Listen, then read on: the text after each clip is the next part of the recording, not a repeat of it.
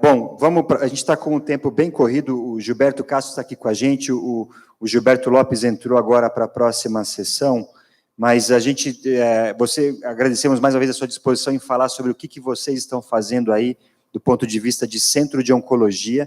Eu vou refazer as palavras que a gente fez, não sei se o Gilberto estava com a gente logo no começo, não, mas a gente está começando a ver, de ontem para hoje, depois de tudo que começou a aparecer de novidade no Brasil, que se alguém imaginava que essa certa histeria ou pânico do coronavírus fosse histeria ou pânico, parece que não é, não no sentido de que vai fazer mal a toda a população, criança e nós adultos que estamos bem, mas aos imunossuprimidos e aos idosos a coisa parece ser realmente séria. E haja visto o que está acontecendo aqui hoje e ontem. E eu queria ouvir do Renato, né? A gente comentou para o Renato que você bateu e voltou, e foi, acho que, a melhor decisão que você tomou, e queria ouvir do Renato como é que está a situação aí, e já começando a falar para a gente, porque Washington, em Seattle, foi um dos primeiros casos de coronavírus. Quando que foi detectado, a data mais ou menos precisa, e como é que está hoje a situação aí, e o que vocês estão fazendo? E abrir para perguntas para o Renato também. Deixa eu primeiro fazer um convite. Eu recebi um e-mail hoje com 37 médicos dedicados a câncer de pulmão, com a ideia de formar um grupo de e-mail para dizer quantos pacientes na sua instituição com câncer testaram positivo, quantos estão internados, quantos estão na unidade de terapia intensiva com suporte ventilatório e o que acontece com esses pacientes que precisam de suporte ventilatório. Felizmente, até agora, aqui a gente tem só um paciente com câncer com COVID-19.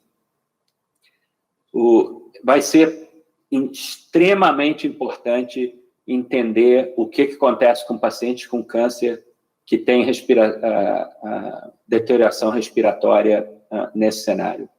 Porque os dados que a gente está vendo da Itália, que obviamente é um desastre completo, sugerem que é completamente fútil você intubar um paciente que tem câncer e tem esse grau de insuficiência respiratória. Outra coisa que esse grupo potencialmente pode fazer também é deixar claro para todos os envolvidos no grupo o que as pessoas estão tentando nas suas instituições qual tem sido o outcome dessas tentativas.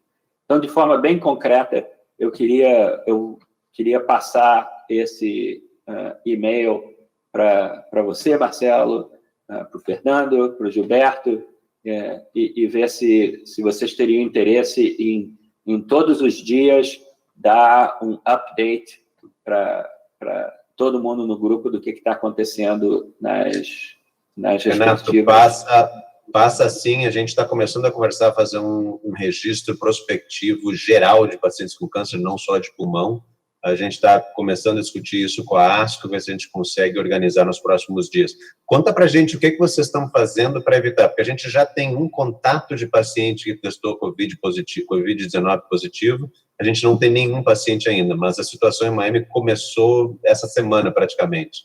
O que vocês fizeram para evitar ter pacientes com câncer positivos? A gente hoje começou a cancelar consultas que não são para tratamento, a gente está tentando evitar ao máximo que venham pessoas ao centro médico que realmente não precisem de tratamento. A gente está eliminando visitantes, a gente está pedindo que as pessoas façam seu apoio psicológico por FaceTime, por WhatsApp, pelas maneiras eletrônicas que consigam. A gente parou de fazer até tumor board essa semana para fazer tudo eletrônico e presença virtual. O que vocês fizeram aí?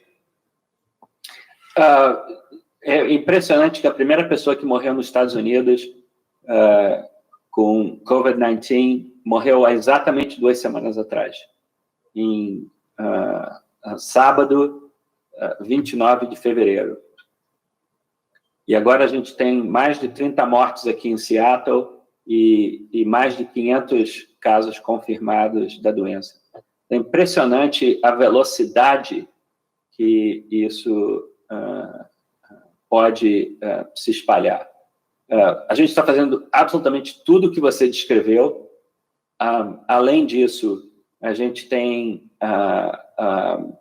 em todas as portas de entrada do centro de câncer, a gente tem um grupo de screening. Nenhuma pessoa entra no prédio sem ser avaliada. Na verdade, a gente tem esses grupos de screening em todos os níveis do estacionamento. Então, você não entra nem no elevador antes de ser screening. E a nossa prioridade número 1 era desenvolver um esquema de cobertura tanto no ambulatório como no inpatient.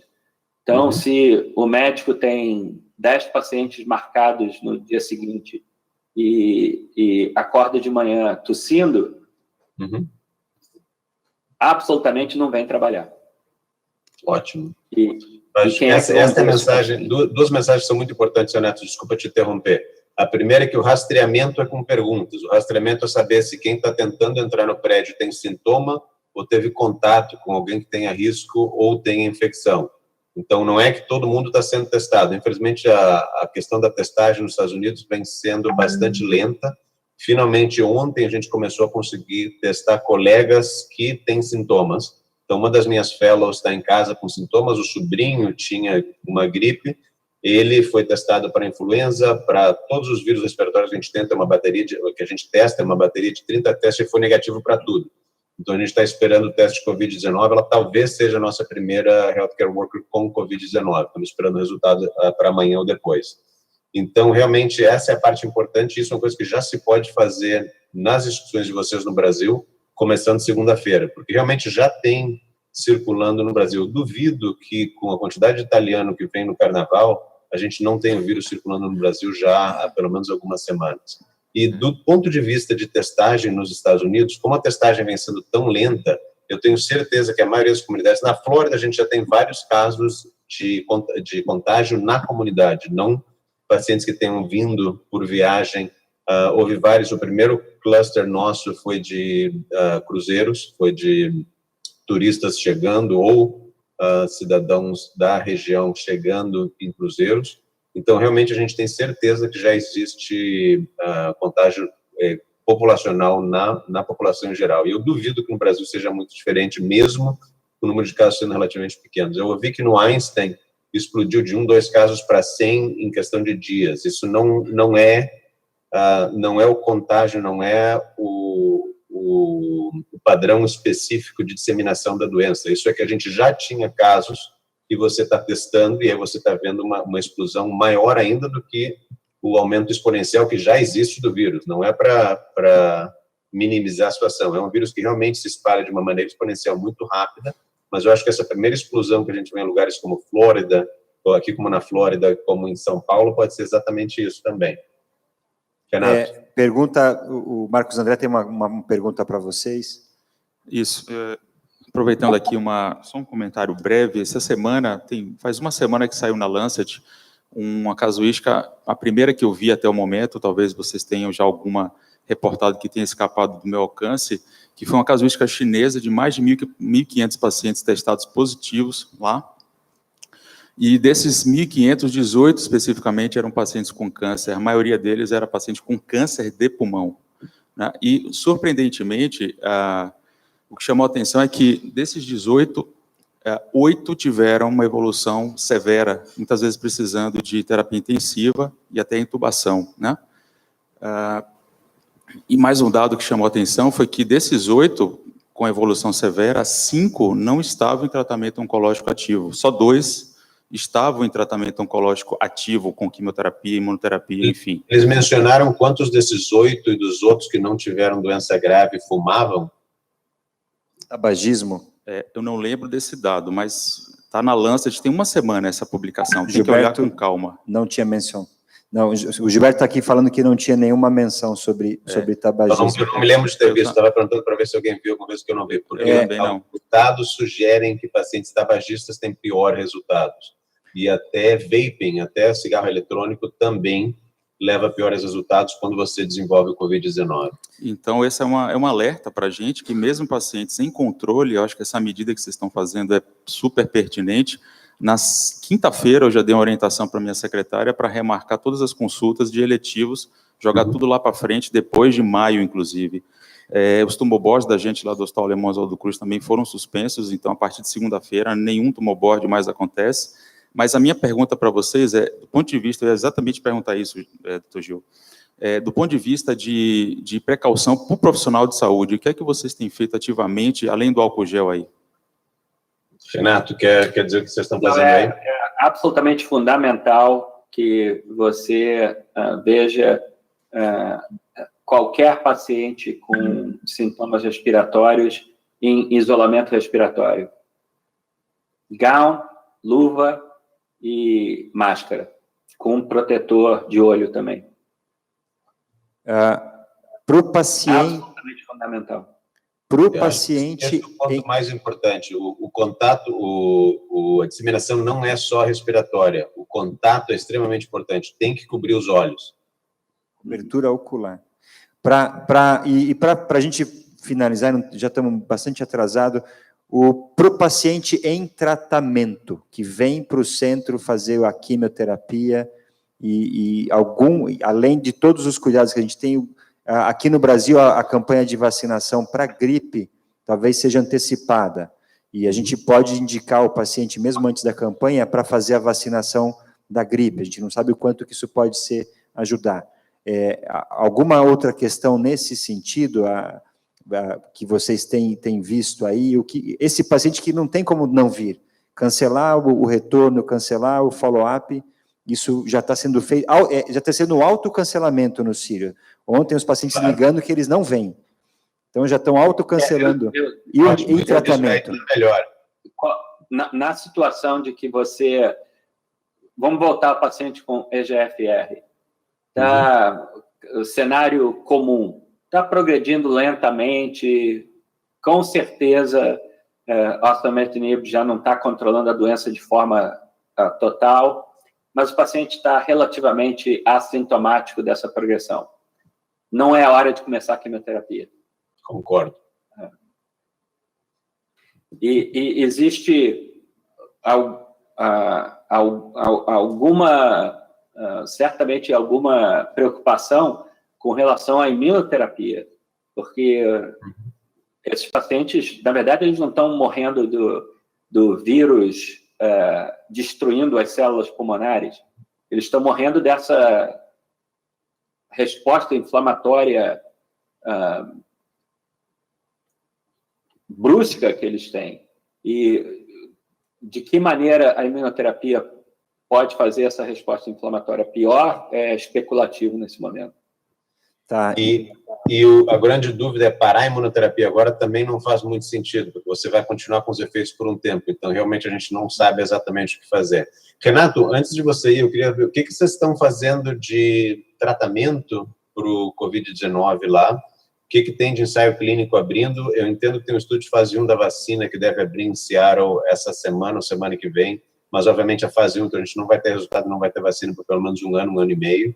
A gente tem usado aqui, o pessoal tem começado a preparar para usar lopinavir com ritonavir e ribavirina, e o inibidor de IL-6, tocilizumab, que o pessoal está começando a estudar, e alguns casos na Ásia tem sido feito. Vocês têm feito alguma coisa disso? Já tem alguma coisa que o pessoal da enfermagem? Não, outra vez, a gente não tem nenhum paciente com câncer que deteriorou a ponto de precisar de ir para unidade de terapia intensiva.